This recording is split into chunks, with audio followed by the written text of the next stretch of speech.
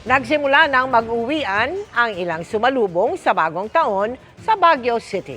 Sa gitna niyan, nagpaalala mga otoridad para iwas aksidente. Lalo't may isang kotse na bumaligtad sa bahagi ng Session Road. Mula pa rin sa City of Pines. Nakatutok live si Bam Alegre. Bam? Mel, habang lumalalim ang gabi, lalong lumalamig sa Baguio City. Kaya naman marami pa ring turista dito sa Camp John Hay para sulitin yung kanilang holiday break. Tanghalin tapat pero makapal na fog ang bumalot sa malaking bahagi ng Baguio City. Tila walking among the clouds ang ilang turista sa Barangay Irisan. Nilalamig nga ako, naka-sweater ng makapal. Wag silang magja-jacket para masulit nila yung lamig talaga. Maganda, napakaganda. Pero pag senior, medyo nahirapan ng umakyat. Pero pagdating mo doon, sulit naman. 15.8 degrees Celsius ang pinakamababang temperaturang naitala ngayong araw, First Friday ng Baguio City. Mas ramdam din yung malamig na panahon dahil makulimlim at may panakanakang pag-ulan dahil sa amihan. Maraming turista rin na nagpicnic sa Camp John Hay. At kahit dumaan na ang Pasko, buhay pa rin ang Christmas market na may iba't ibang paninda, paandar at amusement rides.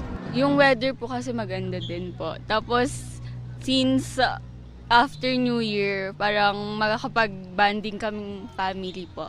Masaya po kasi dito, marami pong pwedeng paglaruan yung mga bata po nakasama po namin at mas malamig po dito kaysa po sa baba.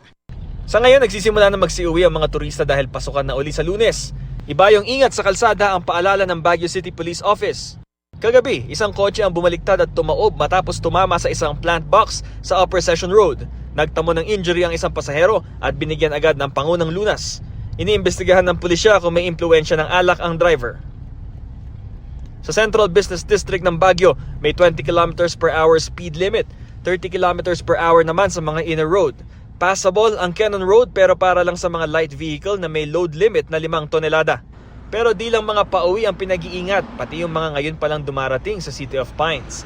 Tulad ni Leia na first time nakabisita sa Baguio. I've never been to Baguio ever since. Yeah.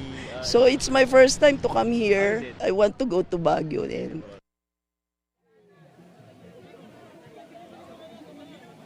Mel, 19 degrees ang temperatura sa ngayon. Makulimlim man yung buong araw. Bahagyan nagki-clear up yung kalangitan kaya pwedeng makita yung full moon sa lungsod.